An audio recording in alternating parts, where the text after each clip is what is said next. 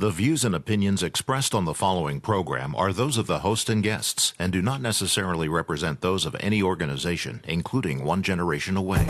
The freedom of a people to choose its leaders is the root of liberty. Keep alive this experiment in liberty. Liberty, in case you've forgotten, is the soul's right to breathe. Government should be very minimal in protecting liberty. Peace cannot be purchased at the cost of liberty. The sturdy ground of liberty. Liberty once lost is lost forever. Fight for their liberty and for our security. Guarantees individual liberty. This great republic born alone in liberty. Liberty. Liberty. Liberty. Liberty. Liberty. Liberty. Liberty.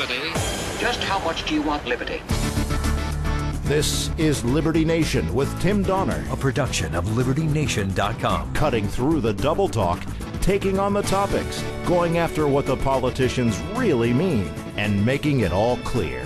For your freedom and your liberty. Liberty Nation with Tim Donner. Why are Democrats refusing to let go of the Trump-Russia collusion delusion? The reason is not what you think. Welcome back in to Liberty Nation Radio, a production of LibertyNation.com and heard from coast to coast on the Radio America Network.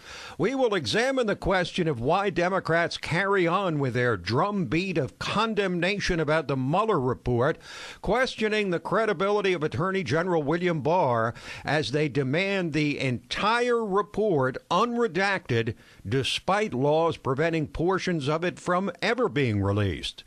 Joe Biden, nominal frontrunner for the Democratic presidential nomination before he even officially enters the race, has now come under intense fire with accusations from 6 different women describing his groping and generally creepy behavior. We'll tell you about it in a moment.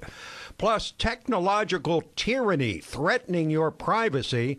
And what happens if President Trump responds to a growing crisis at the southern border by closing the border? As we're joined by Laura Valkovic and Scott Cosenza of LibertyNation.com. Say what? Say what? Say what? One more time. We commence the proceedings with our signature segment, Say What, where we roll out some of the most wacky, astonishing, and damnable things uttered by politicians and the chattering class. The heat was turned way up on Joe Biden this week as the former vice president enters the final stage of decision on whether he will, as long expected, enter the presidential fray in a Democratic field that already stands at 16 candidates. Biden would be almost alone as the only traditional liberal in a sea of progressives or Democratic socialists. But 6 women came forward this week to say they were the victims of unwanted groping from creepy Uncle Joe. The first was Lucy Flores, candidate for lieutenant governor in Nevada in 2014, when she was preparing to give a speech with Biden and actress Eva Longoria on stage with her. It happened also suddenly. We were all lined up next to the stage. Eva was in front of me. Joe Biden was behind me. I'm kind of preparing myself to give these remarks. It's the very last days before the election. And very unexpectedly and out of nowhere, I feel Joe Biden put his hands on my shoulders, get up very close to me from behind, lean in, smell my hair, and then plant a slow kiss on the top of my head. Then there was Amy Lampos, congressional staffer, who spoke of a bizarre encounter with Uncle Joe that same year, 2014. He reached over and put his hands behind my head and pulled me close, and I thought, he's going to kiss me. And he was still pulling me in, and I was like, oh, okay, I think he is actually going to kiss me.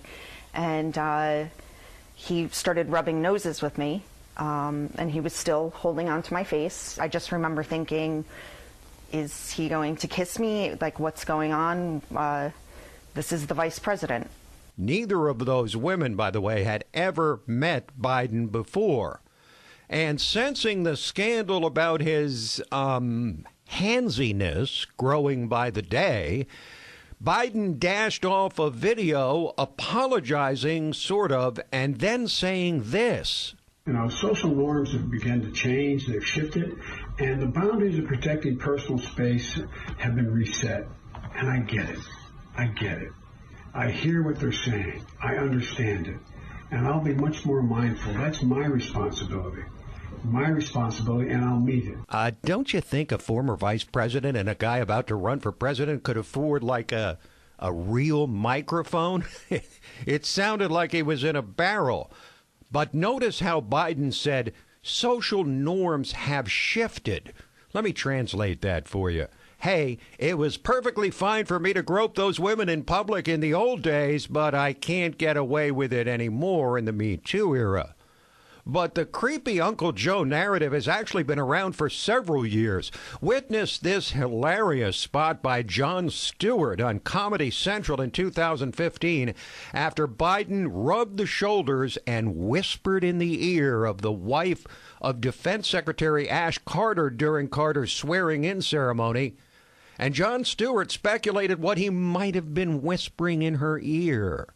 Hey, you seem tense. Is it the stress of me groping you for 28 straight seconds? Jesus, 28 seconds. That's like 3 decades in groped on camera years. This brings us to our newest segment. Joe Biden, you only have one job. As vice president, your mission is simple. You show up. You shake a couple of hands, you flash the pearlies, you get home in time for the Mindy Project. That's it. It's apparently a Senate rite of passage. You're not officially sworn in until Delaware Joe has felt up one female member of your immediately family. That segment on Comedy Central was entitled The Audacity of Grope. But as Biden contemplates whether to run for president, a hot crisis continues to brew on the southern border, where the number of immigrants and asylum seekers and refugees has exploded to around 4,000 per day. For a few days, President Trump said he was considering closing the border before tabling that idea, but Homeland Security Secretary Kirstjen Nielsen went on Fox News and said, with border agents overwhelmed by this flood of immigrants, the situation is akin to a 5-alarm fire. The president predicted this as a candidate. He predicted this before he was a candidate. Right. In my opinion, right now, this is one of, if not the biggest crisis this country has faced in a decade. Truly. I mean, the security aspects of this, the humanitarian aspects of this have got to be addressed. We've announced today that we're now treating this like a massive Cat 5 hurricane disaster. And yet Democrats continue to react as if this is a crisis ginned up by Trump for political purposes, begging the question of just how bad things need to get at the border before Democrats even acknowledge there's a crisis. But at least one presidential candidate acknowledged it, Bernie Sanders on CBS. Look, here is the story. You have a terrible humanitarian crisis. You have women and children traveling 1,000 miles or more, often by foot, in order to escape the violence and poverty in their countries. Now, that's exactly what President Trump's been saying, but of course, Bernie then went on to say we need comprehensive immigration reform, which in political speak means amnesty and open borders. Well, at least he admitted there's a crisis, unlike virtually every other Democrat, most of whom are still consumed with the Mueller report, demanding its release in full, unredacted, despite knowing there are portions that must be redacted by law, such as classified information and grand jury testimony. But Democrat demands are strictly political, as evidenced by House Judiciary Committee Chairman Jerry Nadler, who's been granted subpoena power to demand the entire unredacted report, even though he opposed the very same thing when the report by Ken Starr came out during the Bill Clinton presidency 21 years ago. Much of this material is Federal Rule 6E material, that is material that by law, unless contravened by a vote of the House, must be kept secret. It's grand jury material. It represents statements which may or may not be true by various witnesses, salacious material, all kinds of material that it would be unfair to release. Somebody is going to have to go over this material, determine what is fit for release and what is, as a matter of decency and protecting people's privacy rights, people who may be totally innocent, third parties, what must not be released at all. Which is exactly what Attorney General William Barr is doing right now. But since it's about Trump, Nadler has completely reversed course. Not that he's a hypocrite. But as the ranking member of the House Intelligence Committee, Devin Nunes, said on Fox News, it's all about gotcha.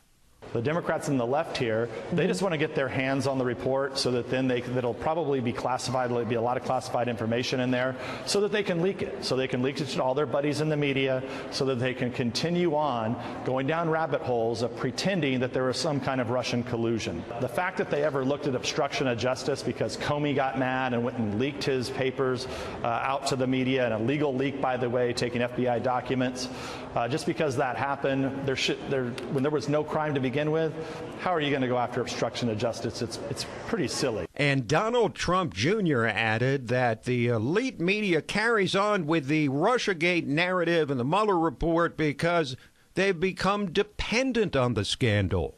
It became a business model for most media to attack Donald Trump and to buy into this narrative. And if you didn't, you upset a lot of people and risked your career, you risked other things. And so, the people who just bought into this hook, line, and sinker, who were selling it day in and day out, every day, this must be the truth, we've seen the evidence, they lied to the American public for 2 years. And even hardcore leftist Noam Chomsky, a longtime voice for far-left policies, said before the Mueller report even came out that Russiagate was a complete hoax. I think it's so farcical that I barely even read the reports. It's a joke. I mean, if there was any interference by the Russians, it's essentially undetectable. There are careful analyses of what happened in the election. There's no sign of any Russian effect. But we'll keep hearing Democrats prattle on about Trump-Russia collusion and obstruction of justice, and we'll explain why in a bit. And it's not simply because they detest Trump. Stay tuned for that. But up next, we'll discuss technological tyranny and digital despotism and the clear and present danger it poses to our ever-shrinking privacy. Liberty Nation with Tim Donner. Exhausted by all the fake news? On LibertyNation.com's YouTube channel, facts and fresh, bold analysis are what you get without the leftist spin. Subscribe today to the LibertyNation.com YouTube channel because Truth is making a comeback.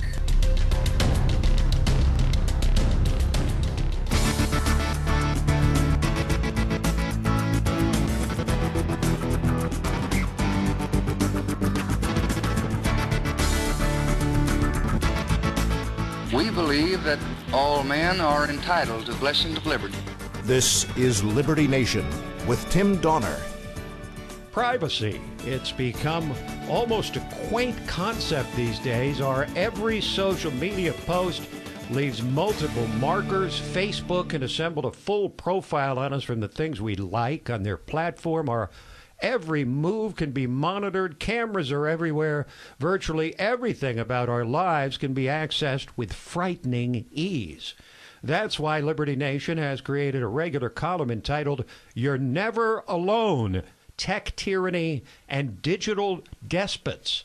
And the author who writes it up every week joins us now, LibertyNation.com socio-political correspondent Laura Valkovic, a resident of Britain, but joining us stateside in studio today. Laura, welcome to Liberty Nation Radio. Thanks, Tim. Appreciate nice to be here. I appreciate having you. You've written a lot about tech tyranny, most recently about Facebook being embroiled in scandal after scandal over privacy breaches and misuse of data. And Facebook CEO Mark Zuckerberg recently unveiling a so-called privacy-focused vision for social networking. What does he have in mind here, and will this change the face of Facebook? So Mark Zuckerberg has released this vision, which he seems to be aiming at a bit of a rebrand of Facebook, but I don't think everyone's that convinced. His plan seems to be to basically merge Facebook with the other apps the company owns, like Instagram and WhatsApp. So the privacy aspect is not that Facebook will no longer be using or selling your information, but rather they'll be offering more private or small group messaging services. So rather than people posting publicly on social media so that everyone can see the content, they will be private messages, more like just a text messaging service. But the main criticism is that they'll still have access to all this information about you. They'll still be able to sell it, to use it how they want. All right, now you really raised my interest level substantially when you wrote about Mark Zuckerberg's interest in brain-computer interface, which would allow a computer to interact directly with the people's brains and enable users to type messages or navigate a page purely by using their thoughts. This sounds like science fiction. Is it real? It does sound far-fetched, Tim, but it is real in the medical research field. Mark Zuckerberg's funded a lot of research into it, and other medical researchers are doing it, particularly to do with prosthetic limbs, kind of mechanical legs or something that a person could actually control with their minds. So I think Mark Zuckerberg is kind of hoping this could transfer from the medical field to the social media world. But it's purely Orwellian. I mean, it's beyond Orwellian. I think you could achieve a balance. You know, there are positive aspects where it could improve some people's lives, but there are so many negative aspects, and it's easy to expect that it would go in the wrong direction. Yeah, you think? Wow. Being able to, a computer being able to actually read our minds. Okay, now you write a lot about what you call the surveillance state. What are the greatest and most immediate threats, as you see it, posed by the surveillance state we find ourselves living in today? Well, I don't think the surveillance state is only to do with the government or the state as we think of it now, right, but also these corporations. I mean, people are kind of getting sucked into these supposedly free services without considering the why they are free. They're free because that information is used and sold, and that's how these businesses actually make money. So we may not feel the effects of these immediately, but gradually, as the companies and the government working together obtain all this information about us, they're becoming more powerful and can actually manipulate us very easily without us even realizing it. Great stuff. Thank you, Laura. Thanks, Tim. Laura Valkovic, socio-political correspondent for LibertyNation.com. Up next, why Democrats won't let go of the collusion delusion. The reason is not what you think. Liberty Nation with Tim Donner. Exhausted by all the fake news? On LibertyNation.com's YouTube channel, facts and fresh, bold analysis are what you get without the leftist spin. Subscribe today to the LibertyNation.com YouTube channel because truth is making a comeback.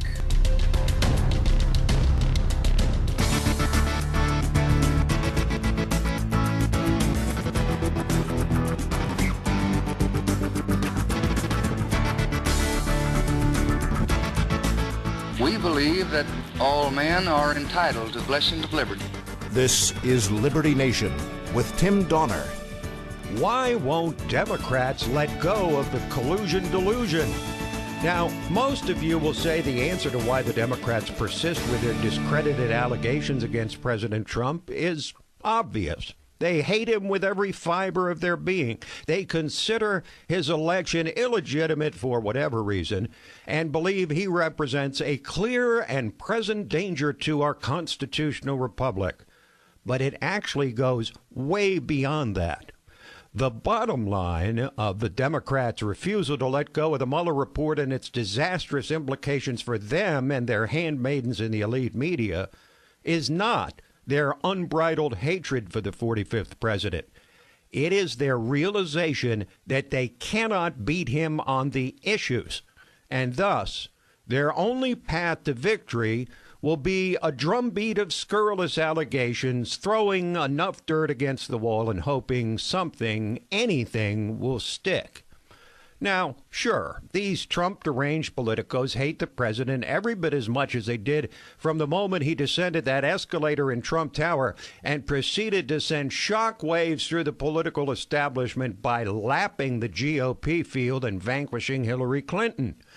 And yes, despite their shameless attacks on the president, they have a need to save face after the humiliation of Robert Mueller's exoneration. But what really matters to them now that impeachment is all but off the table is the 2020 election. The Democrats realize that if they have to face Trump head-to-head on the playing field of issues, they cannot win.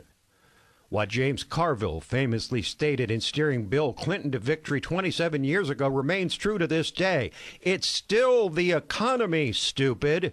And the economy is roaring, as is an employment outlook so promising that there are now more available jobs than workers to fill them, accompanied by record low unemployment among the Democrats' most cherished voters, blacks, Hispanics, and women. Consumer and business confidence has soared since Trump's election. These are the fundamentals of most every presidential election. But that's only half the picture. Consider all the water that's already passed under the dam since Democrats won the House last November. In dramatically misinterpreting their mandate, Democrats were self-emboldened not just to ramp up their microscopic examination of every phase of Trump's life, but also to advance radical proposals that draw as sharp a contrast as possible to the supposed right-wing policies of Trump. No matter the Democratic nominee, he or she will be forced to defend the indefensible. The Green New Deal, which would involve a government takeover of the entire economy as introduced by the 29-year-old Pied Piper Alexandria Ocasio-Cortez, is such an electoral disaster that 6 senators running for president who actually co-sponsored the Green New Deal resolution refused to vote for it. They co-sponsored it but refused to vote for it. It went down to defeat 57-0, with 43 Democrats abstaining, an unambiguous admission that this near-communist manifesto is a poison pill for their chances in 2020. But rest assured that Trump will nevertheless force the eventual Democratic nominee to defend the Green New Deal or to renounce it at the risk of alienating his party's left-wing base. Describing it as simply an aspirational resolution will not liberate the Democratic nominee from the responsibility to defend its merits. No wonder Trump keeps saying that he hopes the Democrats keep talking about this Green New Deal. And if they don't, he will. But even if the Democratic nominee somehow manages to wriggle off the hook on the Green New Deal, how will he or she respond to accelerating calls in the party for reparations for the descendants of slaves, cash payments to the descendants of slaves? How about their calls for elimination of the Electoral College, or packing the Supreme Court, or lowering the voting age to 16 as proposed by their leader, House Speaker Nancy Pelosi? How will he or she defend confiscatory tax rates for billionaires when it's clear that such a craven policy would hardly make a dent in the spiraling national debt? Oh, and they won't even acknowledge a crisis on the border, not to mention advocating any solutions, even in the face of an acknowledgement of the crisis by Barack Obama's own Secretary of Homeland Security, Jay Johnson. The size and radicalism of the Democratic field has assured that these and every other wacky socialist idea under the sun has been or will be supported by one or more of their candidates. And heaven forbid the nominee distance him or herself from the historically progressive platform sure to emerge from the Democratic National Convention, no matter the nominee. Now, you might believe the Democrats can win with their widespread support of Medicare for All, that scheme which would eliminate private health insurance. After all, health care was the Democrats' most useful issue in the midterm elections, and they might have gotten their hopes up that Trump would mishandle the issue when he recently renewed his call for the repeal of Obamacare. But those hopes were likely dashed when the president, undoubtedly urged on by congressional Republicans, then announced on Twitter that health care changes wouldn't occur until after the 2020 election. And while midterm elections generally don't go well for first-term presidents like Trump, and single issues like health care can dominate, the dynamic is entirely different for presidential elections, which almost always pivot on the record of the incumbent. Incumbency and a strong economy together are hard to beat, even with Trump's bombastic personality. Bill Clinton was hardly the most popular president in American history, but he was easily reelected because of a strong economy. Same thing with George W. Bush. Barack Obama presided over a low-growth economy, but nevertheless scored a decisive victory in his reelection campaign in 2012. Indeed, the built-in advantages of being an incumbent go beyond just the economy. In all of American history, only 5 sitting presidents have failed to win re-election. The most recent were George H.W. Bush in 1992 and Jimmy Carter in 1980.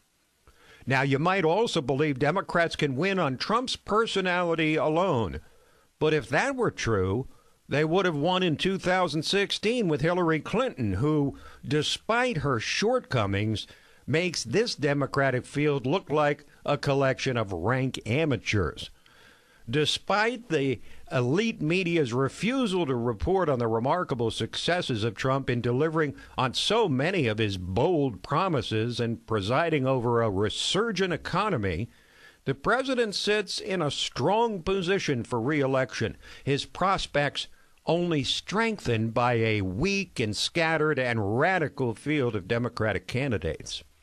You can bet the farm that Democrats do indeed realize that the only way to beat Trump, absent a sharp downward turn in the economy, is to keep up their machine gun fire of accusations and insinuations about Donald Trump, hoping one of their shots will actually hit the target.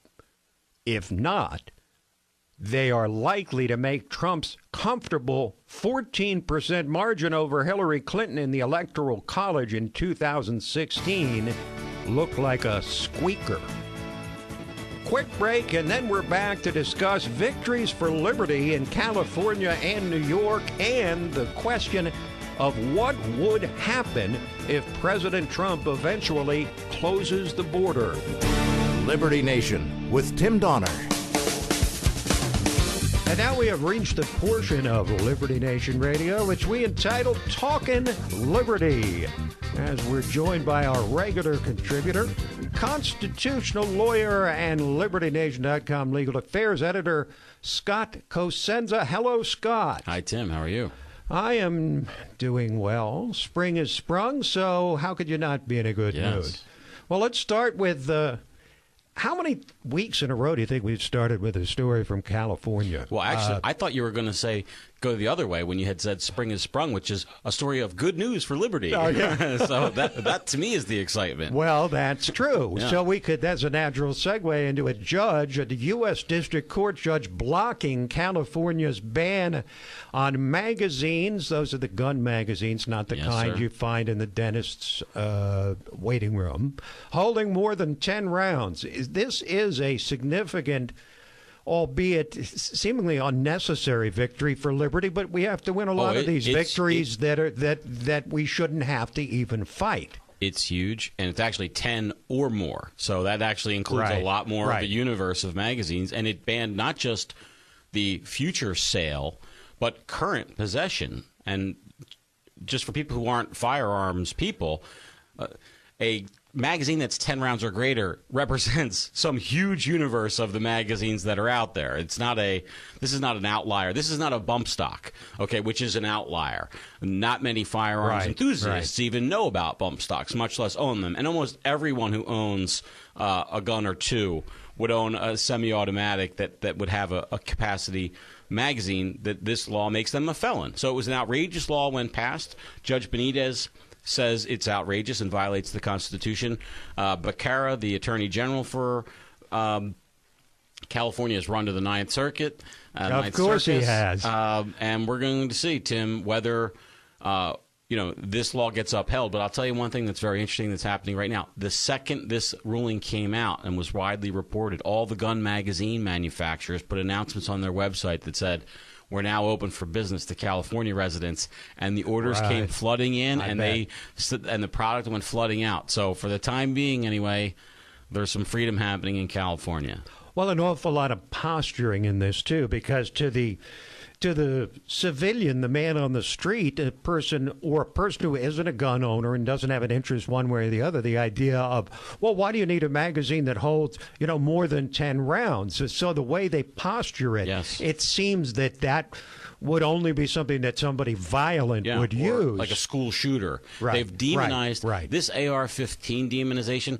That is the Patriot's rifle of the modern era, Tim. This is the musket that the Minutemen would have used. And to say that Americans can't own one is to say Americans can't own arms. That's really what this is about, the struggle for control over ownership of the arms. And we know that while it's possible to have a free people, for a time anyway, that are unarmed, it's not possible to continually oppress and have tyranny where a populace is armed.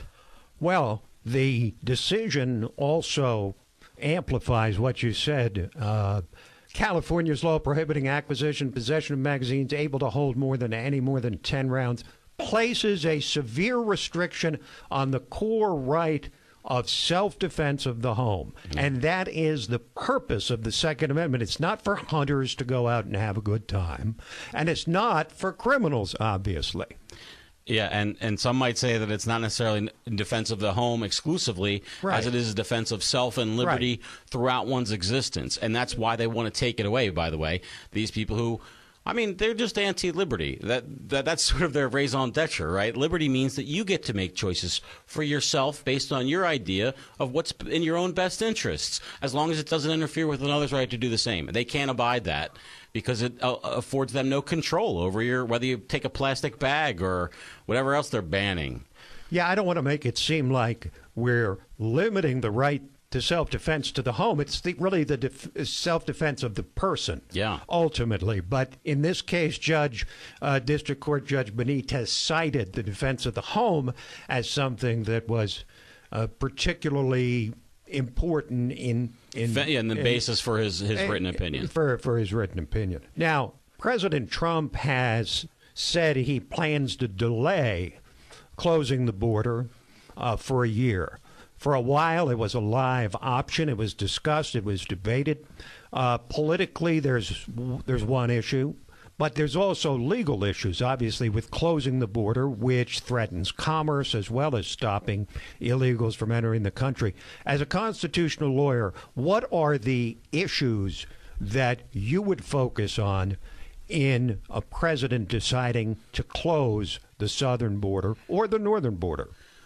Okay, I think that first of all, we need to sort of unpack the statement, close the border. what I think he means by that is restrict any entry by aliens into the United States. Because for U.S. citizens, I don't think it would be legal to close the border. In other words, we have the right to travel, and absent some fantastic state of war, perhaps maybe you could justify I think the thing it, at issue, the thing at issue is commerce. How you would prevent aliens from entering while still allowing commerce, which amounts to over $1 billion a day. I think that maybe you could prevent commerce as long as you could. It would be restricted to those aliens. And with that, there is a federal law, Tim, on point here.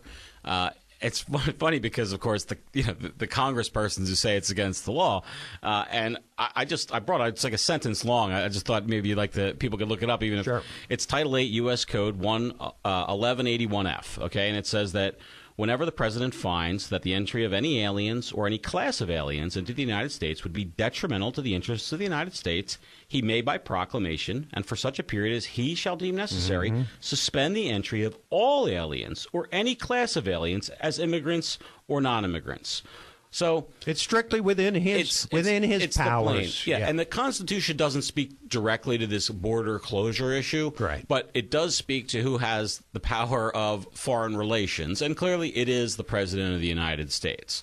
So it seems to answer the question for me, who has the power and does he have the power? But won't this, for the left, come down to an issue of why he's doing it? And if he does it, and it's a year off, he may never do it. But if he did do it, they're going to run to court. They're going to try to stop him by, whatever means possible. And what they'll do, because what you said is pretty much black and white. Yeah. The president has the power to do this. But they would go after it the same way they did with the so-called Muslim ban by saying you can do it for any reason or no reason, but not a prohibited reason. And they'd try to find some prohibited reason as to why he was doing it, because he's a racist, because whatever. Yeah. I mean, that's what they're going to do, right? Yeah, and there will be a judge in the Ninth Circuit Court of Appeals that will grant that stay. Of course, and then they'll have to go to court for an emergency stay of the stay, and we'll see what happens. And then it goes up the chain all the way to the Supreme Court. I think that the thing that you should do to kind of just resolve it in your brain is to think that the people who are challenging it, they're genuine in their belief that it's an improper motivation, I think. So while I would direct my frustration to the circus judge who grants the stay. Honestly, Tim, that's where I think anybody can sue anybody for any reason. It's the judge, though, that says, yes, I think that it's appropriate for me sitting in Hawaii or somewhere to rule on the state of immigration for the hundreds of millions of Americans. That's the real thing at issue. Right, yeah. I'm a district court judge. And here's the thing, that when a district court judge makes a ruling that they know is a bit overstepping, okay, what they do, and also that changes things for either millions of people or dollars or whatever it is, they'll make their ruling and they'll stay it. And they'll say, okay, so I'm ruling in favor of you, Tim, that we get to ban seatbelts in all of America because of whatever claim you made. But I'm going to stay my own ruling for 30 days to allow the plaintiffs to go ahead to the appellate court to get a ruling, so it doesn't just upend everything based on what may be a pretty big mistake. But that's not what we have from these lefty judges, and they're progressives. I actually want to start differentiating between liberals and progressives because the lines are the fault lines are opening so broadly now. It's true. Yeah, it's true. Whether you want to go with the traditional definition, classical liberal, or even a modern-day liberal, left of center. Well, Scott, you say their intentions may be good, or they really believe that, this is unlawful for the president to do. But I would argue that there's many people who are in favor of more and more gun control who honestly believe that it will make the country safer. So many people believe the wrong things. Yes, but the gun control people are advocating for unconstitutional change, Tim. Oh, yeah, that's right. I forgot about that. Pesky little Second Amendment. Yeah, it is, isn't it? Thank you, Scott. Thanks, Tim. This program, Liberty Nation Radio and Liberty Nation's own podcasts, The Uprising, hosted by Scott And The Rabbit Hole, Politics and Prose, hosted by Mark Angelides, are available on demand online at libertynation.com and from fine podcast providers everywhere. So that is it for this week, but we will be back at you next week. Same time, same station. Till then, this is Tim Donner saying stand up for liberty. And we'll see you next time on Liberty Nation Radio.